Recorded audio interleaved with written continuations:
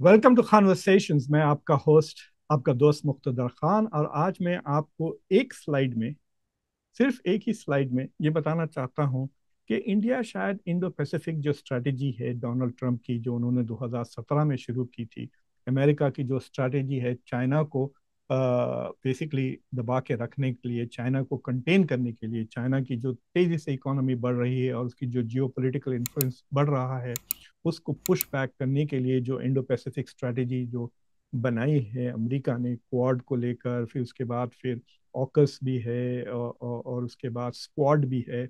ये तीन mini lateral जो स्ट्रैटेजीज अमेरिका ने बनाई है, शायद इंडिया उसमें पूरी तरह से फिट नहीं होता। तो ये चीज़ मैं आपको सिर्फ एक स्लाइड से बताना चाह रहा हूँ।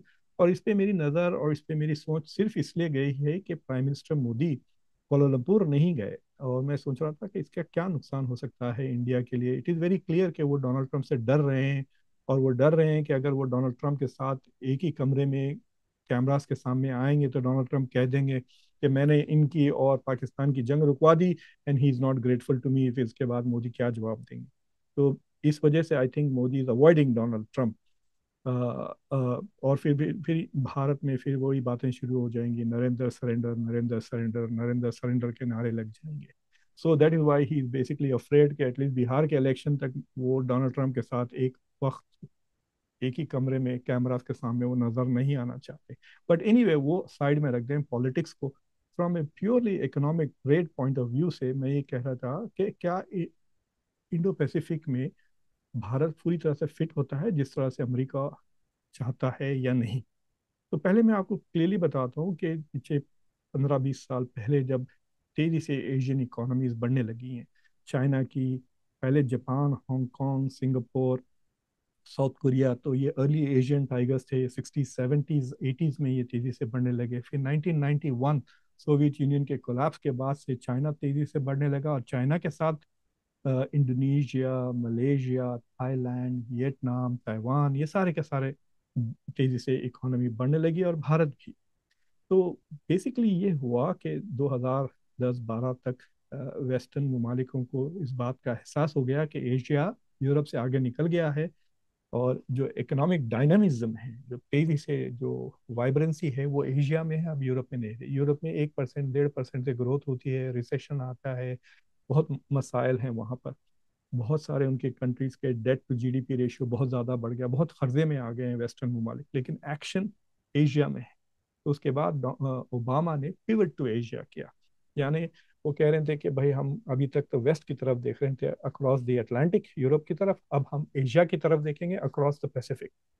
फिर डोनाल्ड ट्रंप आया और कहने लगे कि खाली एशिया, ईस्ट एशिया थोड़ी प्रॉब्लम है, इंडिया भी है हमारे लिए चैलेंज। तो वो इंडो पैसिफिक बना दिया उसको।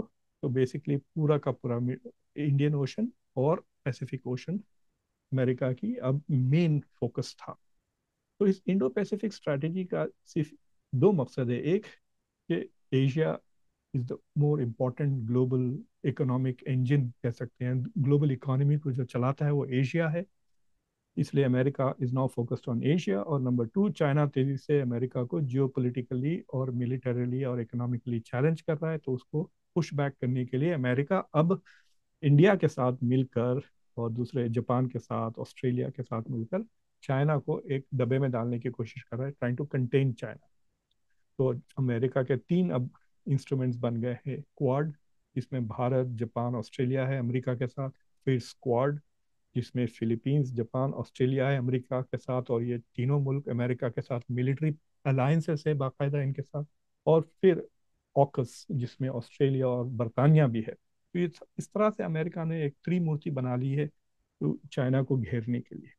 तो मैंने सोचा कि ये प्राइम मिनिस्टर मोदी अब मलेशिया नहीं जा रहे हैं, फिर साउथ कोरिया भी नहीं जाएंगे, यहाँ पे तीन बैक टू बैक अब कॉन्फ्रेंसेस होने वाले हैं जो बहुत इंपॉर्टेंट है।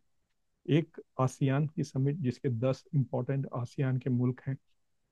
फिर उसके बाद ईस्ट एशिया समिट होगा कोलालमपुर में ही आसियान के साथ। फिर उसके बाद डोनाल्ड ट्रंप जा रहे हैं जापान, नए प्राइम मिनिस्टर के साथ मिलने, जो very much is like Donald Trump herself. Sana Takashi है शायद उनका नाम, I have to learn how to pronounce her name.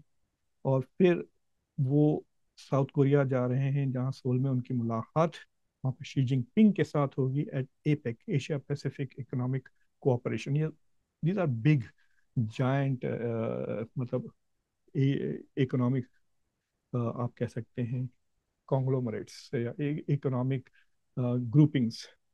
तो एक ही स्लाइड में आपको बताना चाह रहा हूँ कि इंडिया इसमें फिट क्यों नहीं होता। तो आप ये देखें, ये स्लाइड में आप देखें, तो इस स्लाइड में मैंने सिर्फ टॉप 3 कंट्रीज ली हैं। टॉप 5 में आता है इंडिया, या 4th या 5th place we will know by December के अंत में पता चल जाएगा कि इंडिया जापान को पूरी तरह से ओवरटेक किया या नहीं। अभी तो फोरकास्ट है कि India will be the 4th biggest economy by December. लेकिन जर्मनी और जापान जियोपॉलिटिकली उतनी अहमियत नहीं रखते जितनी इंडिया, इसलिए मैं सिर्फ 3 मुल्कों की बात कर रहा हूँ, अमेरिका, चाइना और इंडिया। तो अगर आप अमेरिका के एशिया में सबसे बड़े पार्टनर्स देखते हैं, 5 पार्टनर्स, तो वो चाइना है, इसके साथ वो $583 बिलियन का ट्रेड है अमेरिका का, ये 2024 का डेटा है। फिर जापान है 2028, फिर तीसरा साउथ कोरिया है, चौथा ताइवान है, पांचवा वियतनाम। तो एशिया में अमेरिका के जो 5 बिग ट्रेडिंग पार्टनर्स है वो सारे के सारे ईस्ट एशिया में है। या तो वो आसियान के मेंबर्स हैं जैसा कि वियतनाम, या वो एपेक के मेंबर्स हैं जैसा कि जापान, साउथ कोरिया और China.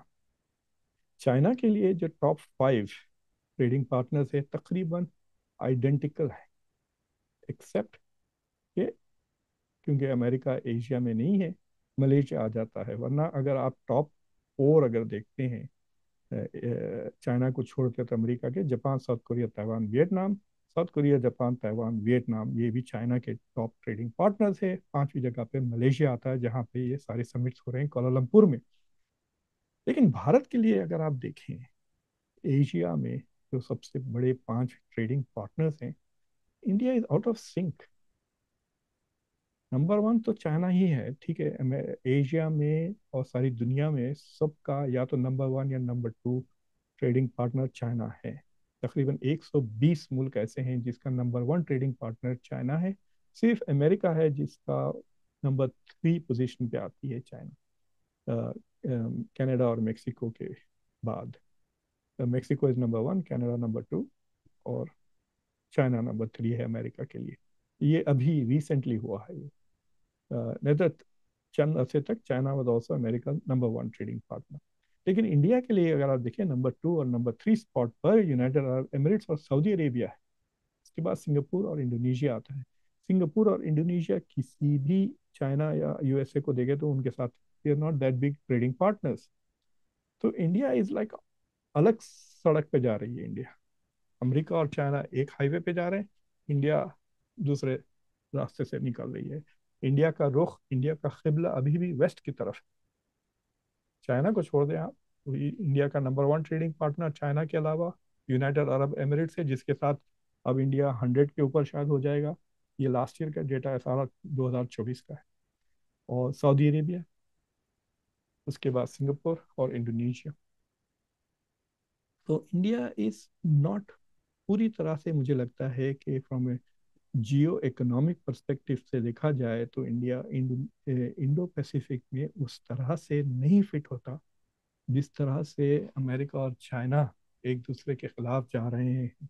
They are interesting identical trading partners हैं इन दोनों के। तो मुझे लगता है कि अगर चाइना के साथ भारत का मिलिट्री जो हॉस्टिलिटी है गलवान को लेकर, अगर वो ख़त्म हो जाता है, अगर वो ख़त्म हो जाता है तो इंडिया को अमेरिका के साथ मिलिट्री ताल्लुकात बढ़ाने की ज़रूरत नहीं पड़ेगी इन द इंडो पैसिफिक, क्योंकि इंडिया का रुझान मगरिब की तरफ है, अमेरिका और चाइना का मशरिक की तरफ। तो ये छोटी सी एक बात मैं आपसे शेयर करना चाह रहा था। तो it gives you an interesting perspective on regional geopolitics. तो कूटनीति पर, रीजनल कूटनीति पर एक नया सोच की तरफ आपको इशारा करता है। तो प्लीज़, अगर आपने अभी तक कॉन्वर्सेशंस को सब्सक्राइब नहीं किया हो तो कॉन्वर्सेशंस को सब्सक्राइब करें, वीडियो को लाइक करें, बेल आइकॉन ज़रूर दबाएं और इस वीडियो को ज़रूर शेयर करें दूसरों के साथ। अंटिल नेक्स्ट टाइम, मैं आपका होस्ट, आपका दोस्त मुख्तदर खान। Take care.